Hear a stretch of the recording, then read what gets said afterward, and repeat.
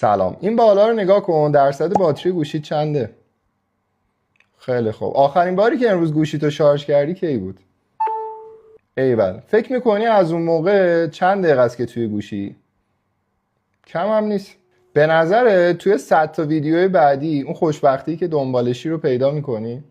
اگه جوابت نه، ببین میتونی لپات مثل من اینطوری باد کنی؟ فکر میکنی کار عجیبیه؟ میتونی حالا یه نفس عمیق با من بکشی و تو بازدمت بدنت رو ریلکس کنی؟ ببین ویدیوهای اینستاگرام بی نهایت و تمامی نداره، ولی اینجا رو نگاه کن، این زمان توه و داره میگذره.